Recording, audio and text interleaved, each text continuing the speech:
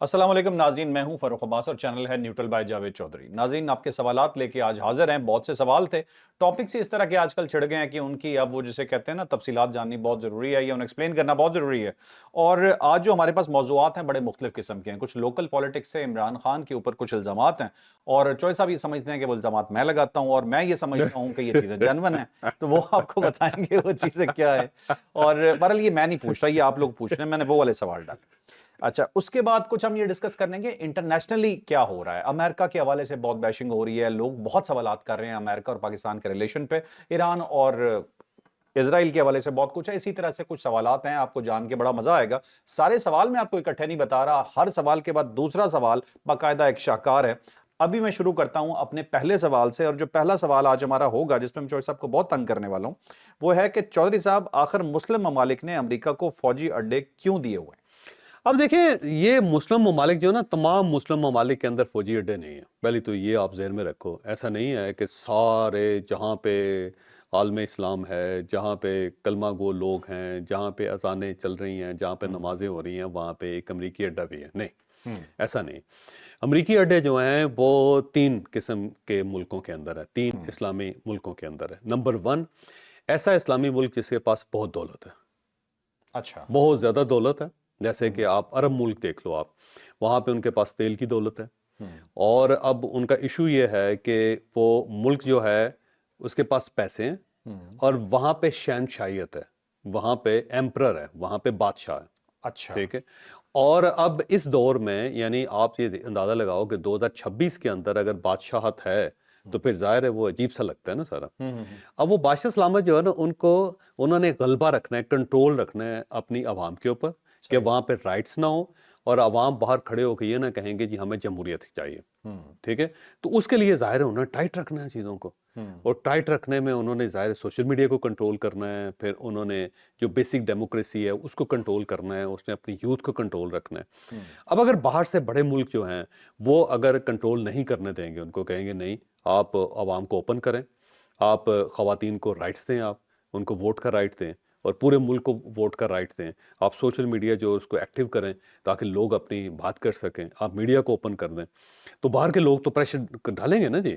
تو اب اس پریشر سے بچنا ہے تو وہ کیا کرتے ہیں، وہ پھر الٹیمیٹلی انہیں جو بڑی پاورز ہیں ان کو اپنے ساتھ رکھنا پڑتا ہے۔ مثلا وہ یورپ کو اپنے ساتھ رکھیں گے، رشیا کو اپنے ساتھ رکھیں گے، چائنا کو اپنے پاس رکھیں گے، سب سے زیادہ امریکہ کو اپنے پاس رکھیں۔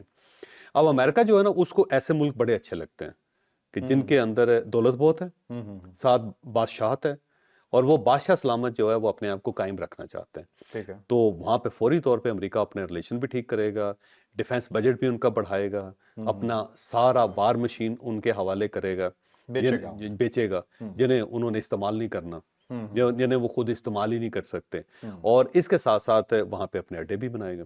ٹھیک ہے۔ اور اڈے بنانے کا کیا مطلب ہے؟ اڈے بنانے کا مطلب یہ ہے کہ آپ کو ایک جگہ فری مل گئی، اچھا، اس کے ساتھ ساتھ جو آپ سولجر بھیج رہے ہیں وہاں پہ، ان کے پیسے الٹا وہ ملک آپ کو دے گا۔ تیسرا یہ ہے کہ اس کے ساتھ ساتھ جو لوگ آپ نے وہاں پہ بھیجے ہوئے ہیں ان کی سیکیورٹی بھی اس ملک کی ذمہ داری ہے۔ اچھا۔ تو آپ نے اپنے لوگ بھیج دیے اور وہاں پہ فری زمین لے لی، فری انفراسٹرکچر ڈیولپ کر لیا، ان کی سیلریز ان سے لے لی، اور اس کے ساتھ ساتھ پروٹیکشن ملی کہ جی ہم آپ کو پروٹیکٹ کر رہے ہیں، تو اب آپ ایکسٹرا پیسے بھی دیں، اور ساتھ ساتھ جو وار مشینری بیچی جا رہی ہے اس کے بھی اس کے پیسے لگے۔ اس کے پیسے لگے، تو آپ کو فائدہ ہو گیا۔ تو پہلا ایسا ملک ہوتا ہے، اور وہ اسلامی ہے یا غیر اسلامی، زیادہ تر اسلامی ملک ہیں اس کے اندر، کہ جن کے پاس دولت ہے اور وہ چاہتے ہیں کہ جی ہم قائم رہ سکیں، ہماری بادشاہت قائم رکھ سکیں، تو وہاں پہ جا کے وہ ڈیفینیٹلی امریکہ اپنے اڈے بنا لیتا ہے، ٹھیک ہے۔ اور اس کے بدلے میں ان سے پیسے لیتا رہتا ہے، پیٹرول سستا لیتا رہتا ہے، اور ساتھ ساتھ ان کو ذرا پروٹیکشن بھی دیتا رہتا ہے، اور وہ ذرا کمزور رہتے ہیں۔ مثلا دیکھیں نا کہ جس طرح امریکہ میں ڈونلڈ ٹرمپ آئے نا، تو ڈونلڈ ٹرمپ نے کیا کیا، قطر کو کہہ دیا کہ جناب آپ نے اتنی انویسٹمنٹ کرنی ہے امریکہ کے اندر۔ قطر مجبور ہو گیا، اور بلکہ ایک جہاز دینے پہ مجبور ہو گیا، جو بڑا مہنگا جہاز ہے، $500 ملین کا جہاز جو ہے وہ انہوں نے ڈونیٹ کر دیا ان کو، جس کے اندر ہر چیز سونے کی لگی ہوئی ہے۔ اور اسی طرح انہوں نے جو سعودی کنگ ہیں ان کو کہہ دیا کہ $1,000 بلین جو ہے نا آپ یہاں پہ انویسٹ کریں گے امریکہ میں، $1,000 بلین، یہاں پاکستان 1 بلین 2 بلین کے لیے سسک رہا ہے، تڑپ رہا ہے، پیچھے لگا ہوا ان کا، اور ہمیں وہ بھی نہیں دیتے، اور وہاں پہ $1,000 بلین انہوں نے کہا جی لگا دیتے ہیں، کوئی مسئلہ نہیں، یہ کون سا مسئلہ ہے، کوئی ایشو ہے، مطلب کوئی چوہے اور صاحب اپنی فوج مضبوط کر لیں، فوج مضبوط کر۔ پیسہ خود بخود آ جائے۔ خود بخود آ جائے. اچھا دوسرا ایسے ملک ہوتے ہیں جن کی نا جیو لوکیشن بڑی زبردست ہوتی ہے اور جہاں پہ 2-3 سپر پاورز جو ہوتی ہیں نا وہ انٹریکٹ کر رہی ہوتی ہیں ایک جگہ پہ, تو وہاں پہ بھی ظاہر ہے ایک ایسا بیس چاہیے ہوتا ہے جہاں سے آپ کنٹرول کر سکیں. سپر پاور جو ہوتی ہے نا وہ اس کو کہتے ہیں, اس پاور کو کہتے ہیں جو 7 سمندروں کے اندر اپنا کنٹرول رکھ سکیں, وہ سپر پاور ہوتے ہیں.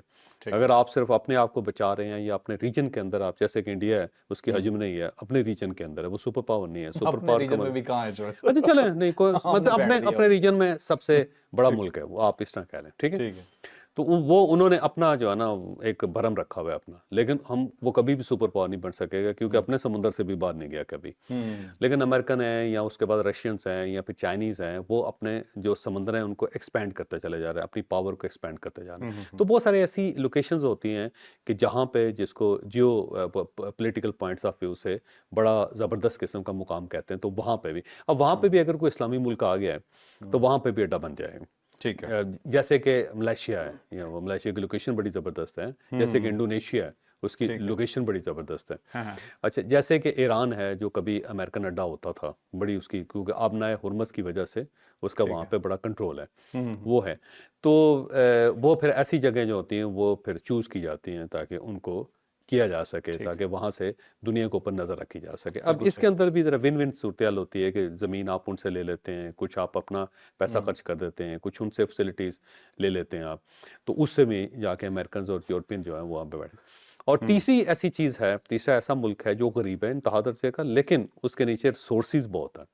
جیسے کہ افغانستان ہے, اب جیسے کہ بلوچستان کا علاقہ ہے وہ, کہ جس کے پاس بہت زیادہ منرلز ہیں, جس کے پاس کاپر بہت زیادہ ہے. جیسے کہ گرین لینڈ ہے, گرین لینڈ جو ہے غریب ملک ہے اور 50,000 آبادی ہے اس کی, اور چھوٹا سا ملک ہے, اور اس کے اوپر وہ جو اس کے جو سورسز ہیں وہ بہت زیادہ ہیں, تو اس کے اوپر وہ قبضہ کرنا چاہتے ہیں امریکہ. اب وہ دیکھیں وہ کرسچن ملک ہے, لیکن اس کے باوجود اس کے ساتھ وہی سلوک ہو رہا ہے جو اسلامی ملکوں کے ساتھ ہو رہا ہے. صاحب افریقہ کے اندر بہت سے ایسے ممالک ہیں جہاں سونا اور ہیرے اور اس طرح کی چیزیں نکلتی ہیں, وہاں سے یہ نکال کے لے جاتے ہیں, وہاں کے ملک وہیں کے وہیں غریب وہیں کے وہیں رہ جائے. اب وینزویلا ہے, اور وینزویلا کرسچن کنٹری ہے, اسلامی ملک نہیں ہے, لیکن اس کے اوپر قبضہ کر لیا, اور اس کی وجہ یہ ہے کہ ان کے پاس تیل زیادہ ہے. تو وہ جو امریکی اڈے بنائے جاتے ہیں نا, اس کے بس یہ 3 ہی مقصد ہیں. اور آپ کو کیونکہ یہ عرب زیادہ نظر آ رہے ہیں تو اس کی وجہ یہ ہے کہ عربوں کے پاس پیسہ بہت ہے. ٹھیک ہے. اب پیسہ ہے تو لیبیا کے اوپر قبضہ کر لیا, وہاں اڈا بنا لیا, عراق کے اوپر قبضہ کر لیا, وہاں اڈے بنا لیے. قطر جو ہے ان سے زمین لے لی اور وہاں پہ الحدید کا ایئر بیس بنا لیا, 10,000 بندہ وہاں پہ کھپا دیا. سعودی عربیہ جو ان سے زمینیں لے لی اور وہاں پہ 2-4 ایئر بیسز اپنے بنا دیے, وہاں پہ لوگ بیٹھے پوری دنیا میں امریکہ کے کل ملا کے 700-750 اڈے اور ایئر بیسز ہیں پوری دنیا میں. پوری دنیا میں تو اس نے پوری دنیا کو کنٹرول کیا. اسی طرح کنٹرول کریں گے نا, اتنی دور سے کیسے کنٹرول کریں گے جب تک آپ کے فزیکل آپ کی اپیرنس وہاں پہ موجود نہ ہو, ایسٹس نہیں ہوں گے یا لوگ نہیں ہوں گے آپ کے. تو یہ کمال خان صاحب کا سوال تھا, بہت اچھا سوال تھا جی, اس کا جواب آپ کو ڈیٹیل سے ہوپ فلی مل گیا ہوگا. ایک چوائس میں اپنا بھی درمیان میں ایک فکری سوچ ہوتی ہے نا بندے کو, جو کہتے ہیں رات کو بھی سوچ کے بندہ اس سے پریشان ہوتا ہے کہ یہ کیا ہو رہا ہے. تو اسی طرح کا ایک سوال میرے ذہن میں گونجتا رہتا ہے. میں کہا یہ میں اپنا بھی تھوڑا سا اندر ڈال دوں سوال اس کے, کہ اگر انڈیا جو ہے یہ گاؤں موتر نہ پیتا, یہ ترقی کر جاتا. یار ویسے حد ہے یار, ترقی کر جاتا یار ایسا ہے قسم سے اتنا واہیات لفظ ہوتا ہے. مطلب یہ زیادتی دیکھیں, میرے سوال کا جواب ہی نہیں, میں پوچھتا ہی نہیں. حد ہے یار, نہیں قسم اچھی بڑی طبیعت خراب ہو جاتی ہے یار ویسے. چلیں جی, اب اگلا سوال ہے. اگلا سوال ہے جی, یہ ہے جی محمد اقبال اوان کراچی سے, انہوں نے سوال کیا ہے کہ جاوید بھائی مجھے ایسا لگتا ہے امریکہ اور اسرائیل کی بربادی کا ٹائم بہت قریب ہے, کیا کہتے ہیں؟ یہ ہماری خواہش ہے, یہ ہماری خواہش ہے. وہ یہ کہتے تھے نا کہ ہٹلر کی جو توپیں ان کے اندر کیڑے پڑیں گے, یہ نہیں, اس کا مطلب یہ ہے کہ ہم نے کچھ کرنا نہیں ہے. یہ جو جون ایلیا صاحب ہے نا, جون ایلیا صاحب کا ایک فقرہ بڑا مزیدار, وہ لکھتے بھی ہوتے تھے, نثر بھی لکھتے ہوتے تھے. کیا مزیدار فقرہ انہوں نے لکھا. انہوں نے کہا جی عالم اسلام نے پچھلے 1000 سال سے عالمی دسترخوان پہ بیٹھ کے حرام خوری کے علاوہ کچھ نہیں کیا. تو اس کی وجہ بنیادی طور پہ یہ ہے کہ ہم ظاہر ہے نہ ہمارے اندر اتفاق ہے, نہ ہمارے اندر اتحاد ہے, نہ ہمارے پاس پیسہ ہے, نہ ہمارے پاس ایجوکیشن ہے. تو جب اتنی زیادہ کمزوریاں ہوں گی, سائنس سے دور ہوں گے, اور آرٹس میں بھی کوئی خاص کمال نہیں کر سکیں گے, ایک دوسرے کے ساتھ لڑتے رہیں گے, اور لڑیں گے بھی بہت معمولی چیزوں کے اوپر, تو اس کے بعد پھر ظاہر ہے یہ فسادات تو بڑھیں گے, پھر عالم اسلام تو کمزور ہوگا ہی ہوگا. اور جب آپ کمزور ہوں گے تو پھر آپ کے پاس دشمن کو مارنے کا صرف ایک ہی آپشن رہ جاتا ہے، اور وہ آپشن ہوتا ہے بد دعا دیں ان کو۔ اچھا تو جس طرح ہم فلسطین کو آزاد کرنے کے لیے پچھلے 80 سال سے دعائیں کر رہے ہیں اور اسرائیل کی توپوں کے اندر کیڑے پڑنے کا انتظار کر رہے ہیں، تو یہ مزید بھی ہم کرتے رہیں گے۔ ٹھیک ہے دیکھیں اس میں کوئی شک نہیں ہے کہ دنیا کی ہر قوم جو بنتی ہے یا ہر سٹیٹ بنتی ہے اس میں بکھر نہیں ہوتا، اس میں ٹوٹ نہیں ہوتا، یہ ایک آبویس ہے، نیچرل ہے۔ اس پوری کائنات نے ختم ہو جانا ہے، زمین نے ختم ہو جانا ہے، اس کے اوپر کوئی شہاب ثاقب گرے گا، ٹھا کی آواز آئے گی، اس کے بعد ختم ہو جائے گی یہ۔ تو یہ ہو جائے گا، لیکن اس کے اندر ہمارا کیا کمال ہے؟ زمین کو ختم کرنا ہے یا شہاب ثاقب گرانا یا سمندروں کو خشک کر دینا یا خشکی کو سمندر میں کنورٹ کر دینا، اس میں ہمارا کیا کمال تو ہوگا؟ صاحب وہ پوچھنا اس لیے سیم چاہ اسی رہے ہیں طرح نا کہ اسرائیل اگر ٹوٹ بھی جائے گا تو ہمارا کیا کمال ہے اس کے اندر؟ دوسرا یہ ہے کہ اگر امریکہ ختم بھی ہو جاتا ہے، 50 سٹیٹس بن جاتی ہیں اس کی، تو اس کے اندر ہمارا کیا کمال ہوگا؟ کچھ کمال نہیں ہے، صرف یہ بد دعائیں ہیں۔ بد دعاؤں سے مسئلے حل نہیں ہوتے، یاد رکھیے گا۔ ٹھیک ہے وہ تھا نا یہ نادر شاہ درانی، جب اس نے ہندوستان کے اوپر حملہ کیا نا، تو وہاں پہ لوگ پورا ہندوستان دلی اس نے برباد کر دیا، یعنی اتنا زیادہ خون بہا کہ وہ جو اس کا گھوڑا تھا نا، اس کے جو گھٹنے تھے اس تک خون آ گیا تھا، یعنی اس حد تک خون دلی کے اچھا اندر گرا تھا، یعنی ہر بچہ، ہر خاتون، ہر مرد جو تھا اس کی گردن کاٹ دی اس نے۔ تو وہاں پہ جو لوگ بچ گئے تھے نا، انہوں نے اس کے خلاف نعرہ لگا دیا، نعرہ یہ لگایا کہ دیواروں کے اوپر لکھنا شروع کر دیا، اور وہ تھا مرگ بر درانی، بلکہ نہیں، مرگ بر ظالم، کہ مرگ بر ظالم، کہ یہ جو ظالم آدمی ہے اس کو موت پڑے۔ اچھا وہ سارے انہوں نے دلی کے اندر نا یہ چاکنگ کر دیں۔ تو صبح جب نکلا نا، اس نے دیکھا کہ یار یہ دیواروں کے اوپر لکھا ہوا ہے فارسی کے مرگ بر ظالم ہے، تو اس نے اس کے نیچے لکھ دیا بعد از مظلوم، کہ مظلوم تو پہلے مرے گا نا جی، اس کے بعد اگر ظالم مر بھی گیا تو کیا کمال ہے؟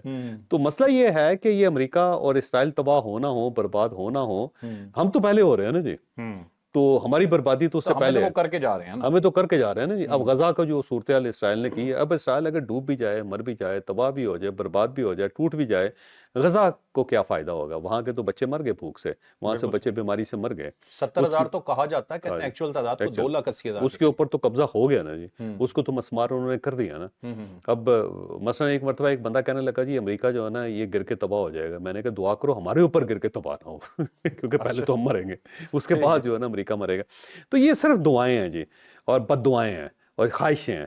تو نہ صرف خواہشوں سے ٹھیک ہوتی ہیں چیزیں، نہ بد دعاؤں سے ٹھیک ہوتی ہیں، یہ جی اس کے لیے کچھ کرنا پڑتا ہے، اور یہ جو جب تک انسان کرے گا نہیں نا، کوئی معاملہ جو ہے نا ٹھیک نہیں ہو سکتا۔ ایک ایسپیکٹ صرف اس کا اور اس میں ایڈ ہو سکتا ہے چوہے صاحب، جو لگتا ہے کہ جیسے پوری دنیا سے پنگے لے رہے ہیں، اسرائیل سے پورا یورپ خوش نہیں ہے، پوری مسلم امہ خوش نہیں ہے، امریکہ سب کو تنگ کر رہا ہے یورپ سمیت، تو اس حوالے سے کیا کہ شاید پوری دنیا کوئی اٹھ کھڑی ہو اس کے خلاف؟ یہ مشکل ہے، کیونکہ اس کی وجہ ٹیکنالوجی دیکھ لیں اور پیسہ دیکھ لیں، جب تک ڈالر ایکسچینج ریٹ ہے نا پوری دنیا میں، تو امریکہ کو کوئی زوال نہیں آ سکتا۔ اس کی وجہ یہ ہے کہ جب آپ بات ہی ڈالر میں کر رہے ہیں، ٹھیک ہے تو افغانستان کو اس کو بھی ڈالر چاہیے، جو امریکہ جو ہے اس کو بھی ڈالر چاہیے۔ تو جب ایکسچینج ریٹ آپ کے پاس ڈالر ہے، جب کموڈٹی جو سب سے بڑی دنیا کی ہے وہ ڈالر ہے، اور ہر چیز ڈالر کے اندر میسر کی جاتی ہے، ڈالر کے اندر خریدی جاتی ہے، ڈالر میں بیچی جاتی ہے، تو اس وقت تک امریکہ کو کوئی زوال نہیں آ سکتا۔ بالکل صحیح ہے۔ چلیں اب چلتے ہیں جی نیکسٹ کوسچن پہ۔ اب یہ جو ہینڈل ہے اس کا نام ہے کٹوال، اور سوال ان کا بہت اچھا تھا اس لیے میں نے لے لیا۔ ٹرمپ کی دوستی پہ ہمارے حکمران بہت لڑیاں ڈالتے ہیں، حالانکہ انہیں پتہ ہے کہ ٹرمپ کی دوستی قابل اعتماد نہیں۔ کسی کی دوستی قابل اعتماد نہیں ہوتی جی، یہ آپ کو کس نے کہا یہ دوستی ہوتی ہے؟ یہ تو ریلیشنز ہیں، یہ سفارت کاری ہے۔ ایک ملک کو آپ کی ضرورت ہے تو آپ محبوب ہیں، اور جب آپ کی ضرورت نہیں رہے گی تو آپ دشمن ہیں، آپ کو اگنور کر دیا جائے گا۔ ٹھیک ہے اور یہ صرف یہاں تک نہیں ہے محدود ہے، آپ امریکہ کی دوستیاں دیکھ لیں، جس ملک کے ساتھ تھیں بعد میں دشمنی ہوئی اور اگنور بھی کیا گیا۔ تو ملکوں کی دوستیاں جو ہیں، شادی نہیں ہوتی جی کوئی کہ اس کے ساتھ ہنسی خوشی دونوں نے زندگی گزارنی، یہ مفادات کا کھیل ہوتا ہے۔ آج آپ کا مفاد ہے تو آپ عزیز ہیں، آپ کا مفاد نہیں ہے تو آپ کو اگنور کر دیا جائے گا۔ جنرل ضیاء الحق کے لیے انہوں نے وہ ایئرپورٹ پہ آتا تھا کیبنٹ پوری ان کی، اس سے پہلے ایوب خان کی تو کلپس پڑے ہوئے ہیں آپ اگر سوشل میڈیا پہ جائیں، کہ وہاں پریزیڈنٹ آیا، اس کی ملکہ آئی اور ساری پوری کیبنٹ آئی، اور انہوں نے اس کو آ کے ان کا استقبال جے کیا۔ ایف کینیڈی جو تھا۔ ہاں جی ایف کینیڈی۔ پھر اس کے بعد آپ جنرل ضیاء الحق کا دیکھ لیں، جنرل ضیاء الحق نے وہاں پہ کانگریس کے اندر خطاب کیا ہوا جو ان کو وارملی ویلکم کیا جاتا تھا۔ پھر اس کے بعد جنرل پرویز مشرف کو دیکھ لیں، ایوب خان جب اقتدار سے فارغ ہو گیا امریکہ نے مڑ کے نہیں دیکھا اس کی طرف. اب اس کے بعد جنرل ضیاء الحق جو تھے وہ شہید ہو گئے, تو ان کے کوئی کنڈولنس تک نہیں کیا, اور آج تک بھول گیا امریکہ, کسی نے یاد نہیں کیا ان کو. جنرل پرویز مشرف زندہ رہے, اقتدار سے فارغ ہو گئے, تو امریکہ نے کوئی ان کی خاص خدمت نہیں کی, کوئی خاص مدد نہیں کی, سوائے عربوں کے جنہوں نے ان کو پیسے بھی دے دیے.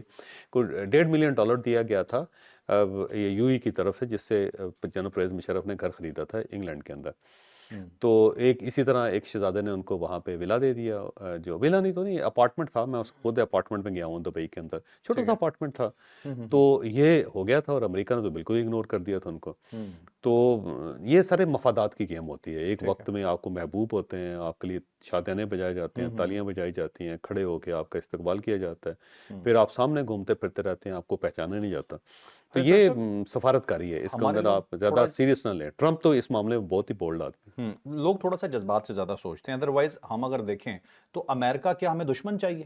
پرابلم یہ نا کہ اگر وہ ہمارا دوست نہیں ہے, ہم کہتے ہیں جی قابل اعتبار نہیں ہے, تو یہ تو کم از کم ہے کہ ایٹ لیسٹ اس وقت وہ ہمارا دشمن بن کے نہیں کھڑا ہوا, ہمیں دھمکیاں نہیں وہ دے رہا. اصل میں یہ ہے, جو پاورفل آدمی ہوتا ہے نا جی, اس سے بچ کے رہنا چاہیے. اگر آپ بچ جائیں نا بازو کا شر سے کسی کے, تو یہی بہت بڑا کمال ہوتا ہے. جیسے کہ ہاتھی ہے نا جی, وہ گر گیا تو آپ اس کے نیچے ہیں. اب اگر آپ اس کے ہاتھی کے نیچے گرنے کے بعد بھی اگر آپ بچ جاتے ہیں, تو یہ آپ کا کمال ہے. تو وہ ڈونلڈ ٹرمپ ایک ہاتھی ہے جو مختلف ملکوں کے اوپر مختلف شخصیات کے اوپر گر رہا ہے, اور اگر آپ گرنے کے باوجود آپ سروائیو کر رہے ہیں, یا وہ آپ کے اوپر نہیں گر رہا, تو یہ بہت بڑی بلیسنگ ہے میرا خیال ہے. یہی کامیابی ہے. یہی کامیابی ہے, بجائے اس کے کہ وہ آتا اور آ کے یہاں سے میاں شواشی صاحب کو اٹھا کے لے جاتا, جیسے وینزویلا کے پریزیڈنٹ نے اٹھا کے لے لیا. تو وینزویلا نے کیا بگاڑ لیا ان کا؟ بالکل. یا ابھی جو ایران کے اندر جو کچھ کیا جا رہا ہے سارا, اور وہ اگر یہاں پہ کر دیتا تو ہم نے کیا بگاڑ لینا تھا, کیونکہ سپر پاور ہے جی, مودی کے سپر ساتھ جو پاور کر رہا ہے ہے. جو مودی کے ساتھ کر رہا ہے. تو وہ اس سے بچ جانا جو ہے نا, یہی بڑا کمال ہے. اور یہ ہماری اسٹیبلشمنٹ اور ہماری گورنمنٹ جو ہے نا, بڑا کمال ہے اس کا. انہوں نے ایسے اپنے آپ کو بچایا ہے, اور بچایا بھی, اور ساتھ ڈونلڈ ٹرمپ کو اپنا دوست بھی بنایا ہے. سرے دس یہ ذہن میں ایٹ رکھیں. لیسٹ اس وقت ہمارا دشمن نہیں. ہینری کسنجر تھے نا بہت بڑے, ان کے ظاہر ہے وہ فارن منسٹر بھی رہے ہیں, 2 پریزیڈنٹس کے فارن منسٹر رہے ہیں, اور وہ بڑے انٹلیکچولی بڑے اسٹرانگ آدمی تھے. میاں نواز شریف ایک مرتبہ ان سے ملنے کے لیے گئے جب پرائم منسٹر تھے, تو ہینری کسنجر کے رات کے وقت ان کے گھر گئے.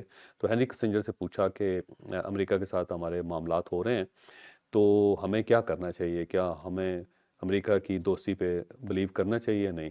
تو ہینری کسنجر نے بڑی مزیدار بات کی. اس نے کہا جی اگر آپ امریکہ کے دشمن ہیں تو آپ کے بچنے کے چانسز ہیں, لیکن اگر آپ اس کے دوست ہیں تو آپ بچ نہیں سکتے.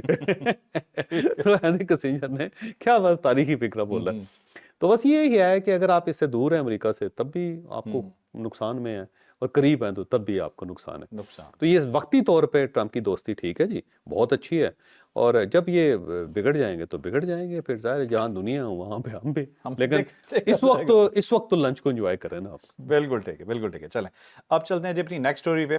اب نیکسٹ فخر الدین صاحب نے یہ سوال کیا, امریکہ اسرائیل اور ایران کی لڑائی اصل میں عالم اسلام کے خلاف سازش ہے. نہیں, ایسے ہی ہے یار, بالکل ہی غلط ہے. میں یہ نہیں سمجھ رہا کہ عالم اسلام کے خلاف کوئی سازش بیرونی طاقت کر رہی ہے, کیونکہ عالم اسلام کے لیے ہم خود ہی کافی ہیں, ہم آپس میں ہی کافی ہیں. اسلام کو جتنا نقصان مسلمانوں نے دیا, آج تک کتنا کافروں نے دیا. تو ہم جو تباہی ہم نے اسلام کی پھیری ہے, وہ میرا نہیں خیال کہ کوئی اور ملک آ کے یا کوئی اور قوت آ کے ہمیں اتنا نقصان پہنچا سکتے ہیں. لیکن باقی یہ بات درست ہے کہ امریکہ طاقتور ہے, اور وہ چاہتا ہے کہ کوئی جو اس کا دشمن ہے, جو اس کو آنکھیں دکھاتا ہے, وہ ذرا دفاعی طور پہ مضبوط نہیں ہونا چاہیے. ایران ان کی آنکھوں میں کھڑک رہا ہے, اور باقاعدہ تکلیف دے رہے ہیں ان کو. تو اسرائیل کے ساتھ بھی اس کا پھڈا ہے.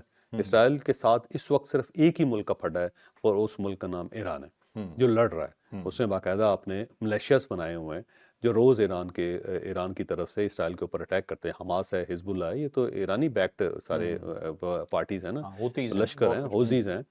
تو یہ سب کے جو اوپر جو ہے نا ایران ذرا ہے, اور ایران کیونکہ ایکسپینڈ کر رہا ہے اپنے آپ کو, اور اسرائیل اس سے خوف زدہ ہے, خائف ہے, تو وہ چاہتا ہے کہ یہ کنٹرول میں رہے. امریکہ اس کا الائی ہے, اتحادی ہے, تو وہ دونوں مل کے ایران کو پھنڈا لگانے کی کوشش کر رہے ہیں. اب دیکھتے ہیں ایران کتنی دیر سروائیو کرتا ہے. ایرانیوں میں ویسے کمال ہے, ویسے یہ جرت بڑی ہے, حوصلہ مند قوم ہے, یہ بہت عرصہ برداشت کر جاتی ہیں. دیکھیں نا عراق کے ساتھ ان کی جنگ ہوئی 10 سال, اس کے باوجود قائم ہے. 1 انچ زمین انہوں نے عراق کو نہیں لینے دی تھی, اور عراق کے ساتھ اس وقت پورا امریکہ تھا, پورا یورپ تھا. غالباً کو 7-8 سال تک جنگ چلی. 8 سال بڑی جنگ چلی, بڑے لوگ مرے ہیں جی. اگر آپ ابھی بھی جائیں نا, تو آیت اللہ جو خمینی تھے نا جی, ان کا جو مزار ہے وہ بیسیکلی وہاں پہ شہداء کا قبرستان ہے تہران کے اندر، جس میں انہوں نے کہا کہ مجھے شہداء کے قبرستان میں دفن کیا جائے.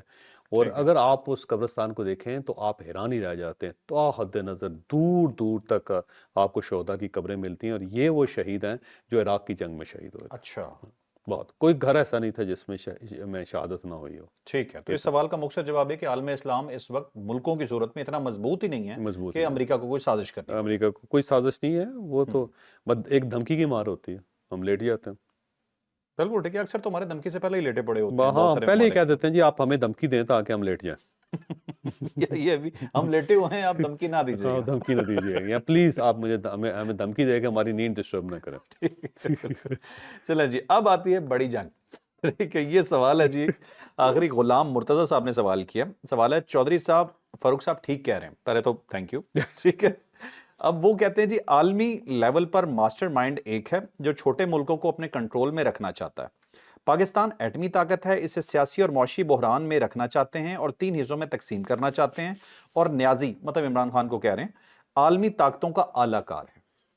اچھا ویسے عجیب بات ہے، ویسے ہو سکتا ہے ایسی بات درست ہو یار، ویسے آپ تو اس کے بڑے بلیور ہیں، بعض اوقات مجھے بھی محسوس ہوتا ہے، لیکن کئی سوال ایسے ہوتے ہیں جو میرے سمجھ میں نہیں آتے. مثلا یہ ہے کہ ہم یہ کہتے ہیں کہ ہماری اسٹیبلشمنٹ بڑی تگڑی ہے، بڑی سمجھدار ہے، اس نے امریکہ ڈونلڈ ٹرمپ کو قابو کر لیا، 3 بڑی سپر پاور جو ہیں اس کے ساتھ ان کا انٹریکشن رہا ہے، انہوں نے ان کو ہرایا بھی ہے، ان کو جتوایا بھی ہے، ان کے ساتھ جیتے بھی ہیں. رشیا انہوں نے سوویت یونین توڑ دیا ہے، چائنا کے ساتھ یہ ڈیل کر رہے ہیں پچھلے 80 سال سے.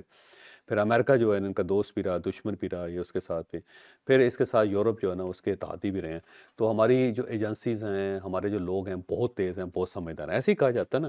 ہاں جی. میں بھی بلیو کرتا ہوں، کیونکہ بہت سارے ایسے کام انہوں نے کیے ہیں جو دنیا میں کوئی اور ملک نہیں کر سکا. جیسے کہ نیوکلیر پاور بننا پاکستان کا اور سیف ہے. امپاسبل تھا، کیونکہ پوری دنیا میں کوئی ایک ملک بھی نہیں تھا جو یہ چاہتا ہو کہ پاکستان نیوکلیر پاور بنے. لیکن جس طرح انہوں نے اپنے آپ کو بنایا وہ واقعی ان کا بڑا کمال ہے. اس میں سوویت یونین ہے، پھر امریکہ ہے، پھر چائنا ہے. اس میں کوئی شک نہیں کہ بہت زیادہ کام جو ہے نا ہماری ایجنسیز نے کیا، ہمارے لوگوں نے کیا. لیکن بڑی دلچسپ بات ہے کہ اتنے بڑے بڑے برین، اتنی بڑی بڑی ایجنسیز جو ہیں وہ عمران خان کے ہاتھوں دھوکہ کھا گئی. مثلا جنرل پاشا صاحب جو تھے جنہوں نے سب سے پہلے ان کو فنڈ کیا، جس کے بعد پارٹی جو انہوں نے لاہور کا جلسہ کیا تھا 2011 میں. تو کیا جنرل پاشا صاحب اتنے سمجھدار آدمی ہیں کہ امریکنز جو ہیں ان سے آ کے لیسن لیا کرتے تھے کہ ان کو پتہ نہیں تھا کہ عمران خان کیا کرے گا کل کو. اور پھر اس کے بعد جنرل کینی صاحب جو اس وقت ان کے سپورٹر تھے، پھر اس سے پہلے جب پاکستان تحریک انصاف کی بنیاد رکھی یا سیاست میں لے کے آئے عمران خان صاحب کو، تو وہ حمید گل صاحب لے کے آئے تھے ان کو. اور حمید گل صاحب جو تھے ان کو فاتح افغانستان کہا جاتا تھا. تو کیا ان کو اندازہ نہیں ہوا کہ غلط آدمی جو ہے ہم اس کے پیچھے لگ گئے ہوئے ہیں. پھر اس کے بعد جنرل راحیل شریف ہے، وہ دیکھ لیں. جنرل پرویز مشرف کا بھی میں حوالہ دوں گا، انہوں نے سب سے پہلے قومی اسمبلی میں پہنچایا ان کو، ایک سیٹ لے کے دی. وہ تو پھٹا ان کے ساتھ اس لیے پڑ گیا کہ وہ عمران خان چاہتے تھے کہ پرائم منسٹر بنائیں، لیکن اس کے باوجود انہوں نے بہت سپورٹ کیا عمران خان کو. وہ قومی اسمبلی میں پہنچے عمران خان صاحب. پھر اس کے بعد جنرل راحیل شریف ہیں، پھر ظہیر الاسلام ہیں، پھر یہ جنرل باجوہ ہیں، پھر جنرل فیض حمید ہیں. اتنے زبردست لوگ جنہوں نے افغانستان کی جنگ لڑی ہے. وہاں پہ جو بائیڈن کو انہوں نے آلموسٹ لٹا دیا، اور پھر امریکنز کو، نیٹو فورسز کو افغانستان سے نکالا انہوں نے، طالبان کو ان کے سامنے بٹھایا. کتنے بڑے بڑے کام کیے انہوں نے. اور پھر ابھینندن کا جہاز بھی کرایا، سب کچھ. لیکن ان کو یہ پتہ نہیں تھا کہ جس بندے کو ہم سپورٹ کر رہے ہیں وہ بندہ جو ہے نا باہر کسی اور پاور کا اعلیٰ کار ہے، اور کچھ اور لوگ ہیں جو چاہتے ہیں کہ پرائم منسٹر بنے یا اس کی پارٹی کو بڑا کیا جائے تاکہ وہ پاکستان کا نیوکلیر پروگرام جو اس کو ہڑپ کر سکیں. تو مجھے یہ چیز سمجھ نہیں آتے، کیونکہ اس کے اندر تضاد ہے. یا تو پھر اس کا مطلب یہ ہوا کہ جو ہم کلیم کرتے ہیں کہ ہم بڑے سمجھدار ہیں، بڑے ذہین ہیں، اور ہم نے سپر پاوروں کو چکر دیا ہوا ہے، ان کو توڑ دیا. یہ غلط ہے کلیم پھر، کیونکہ ہمیں جو اپنے سامنے ایک فتنہ پل رہا تھا اس کا ہمیں پتہ نہیں چلا. اور دوسرا اگر فرض کریں ہم اتنے ذہین ہیں اور ٹھیک ہیں، تو پھر یہ مجھے سمجھ نہیں آتی کہ عمران خان کو کیسے ہم نے ان کو سپورٹ کر کے اتنا بڑا بنا دیا ہے کہ وہ اب ہمیں کھانا شروع کر دیں. تو یہ بڑی عجیب سی بات ہے. ویسے ہو سکتا ہے کہ شروع میں ایسا نہ ہو، پاپولیرٹی مل گئی جب عمران خان صاحب کے گٹس دیکھ لیے باقی ممالک نے کہ ان کے اندر پوری کیپیسٹی ہے کہ یہ اپنی ہی اسٹیٹ کو ڈیریل کر سکتے ہیں، حملے کروا سکتے ہیں، 9 مئی کر سکتے ہیں. تو اس وقت انہوں نے اسے ان پہ انویسٹ کر دیا. اور یہ بھی ہو سکتا ہے عمران خان صاحب کو خود نہیں نہ یار، پتا ہو ایسا نہیں ہے. ویسے کہ میرا خیال ہے یہ استعمال ہو گیا. جنزی جو ہے نا یہ کمال ہے. اب یہ جنزی جو ہے نا پوری دنیا کے اندر یہ فساد پھیلا رہی ہیں، جہاں بھی تبدیلی کی جاتی ہے ان لوگوں سے کر دی جاتی ہے. تو پاکستان کے اندر بھی ظاہر ہے وہ ایک نسل ڈیولپ ہوگی جو جنزی ہے، اور وہ جب دیکھا اس نے کہ ویسٹ نے کہ ان کے پیچھے کوئی نہ کوئی بیک گراؤنڈ ہے، نہ ان کو ہسٹری کا پتہ ہے، بس یہ جذباتی سی قوم ہے جس کو اٹھایا جائے پر کھڑے ہو جاتے ہیں، تو انہوں نے کہا کہ ٹھیک ہے ان کو اٹھاتے ہیں۔ وہ لوگ کیونکہ عمران خان صاحب کے ساتھ تھے تو ہو سکتا ہے اس کا فائدہ اٹھایا ان کے گیا، ساتھ بڑے پاکستان ہوئے ہیں تحریک ان کے ساتھ بڑے ہوئے ہیں۔ عمران خان نے ان سب کو اکٹھا کیا تو انہوں نے کہا جی بجائے اس کے کہ بہت زیادہ پیسہ خرچ کیا جائے تو یہی لوگ جو ہیں ان کو سوشل میڈیا سے مینوپولیٹ کر کے ہم اس کو استعمال کر لیتے ہیں، تو ہو سکتا ہے وہ استعمال ہو رہے ہیں۔